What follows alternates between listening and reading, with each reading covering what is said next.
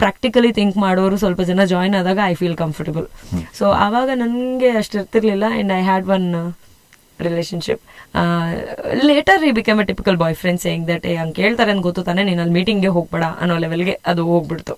But ಅದು ಹೋಗ್ತಾ ಹೋಗ್ತಾ ಹೇಗಾಯ್ತು ಅಂತಂದ್ರೆ ನಾನು ಕೇಳಿನೇ ಮಾಡ್ಬೇಕು, ಇಲ್ಲಾಂದ್ರೆ ನೀನ್ ಮಾಡ್ಲೇಬಾರ್ದು ಅನ್ನೋ ತರ.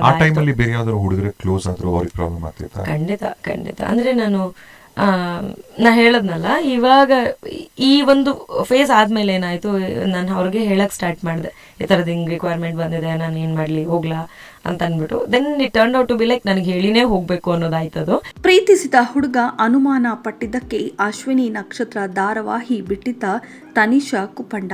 ಹೌದು, ಬಿಗ್ ಬಾಸ್ ಕನ್ನಡ ಸೀಸನ್ 10ರ ಸ್ಪರ್ಧಿ ತನಿಷಾ ಕುಪ್ಪಂಡ ಅವರು 6 ವರ್ಷಗಳಿಗೂ ಅಧಿಕ ಕಾಲ ಪ್ರೀತಿಯಲ್ಲಿದ್ದರು.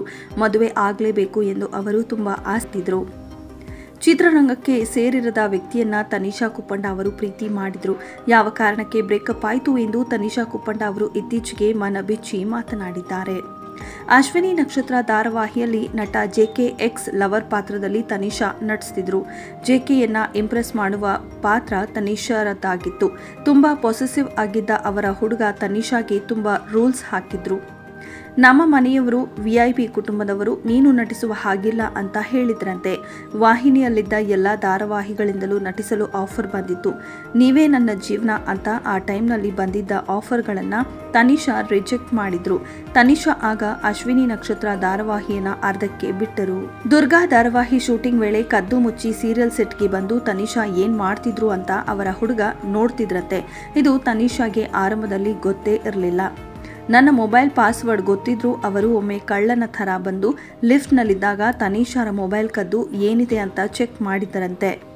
ಧಾರಾವಾಹಿಯಲ್ಲಿ ಏನೇ ದೃಶ್ಯ ಇದ್ರೂ ಕೂಡ ತನಿಷಾರನ್ನ ನೋಡಿ ಅವರ ಹುಡುಗ ಅನ್ಕಂಫರ್ಟ್ ಆಗಿ ಫೀಲ್ ಮಾಡ್ಕೊಳ್ತಿದ್ರಂತೆ.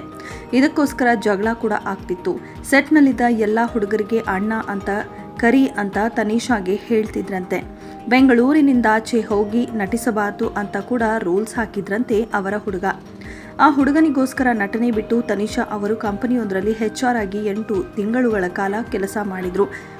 ಟೈಫಾಯ್ಡ್ ಬಂದ ನಂತರದಲ್ಲಿ ತನಿಷಾ ಕೆಲಸಕ್ಕೆ ಗುಡ್ ಬೈ ಹೇಳಿ ಆಮೇಲೆ ಮತ್ತೆ ನಟನೆಗೆ ಬಂದರು.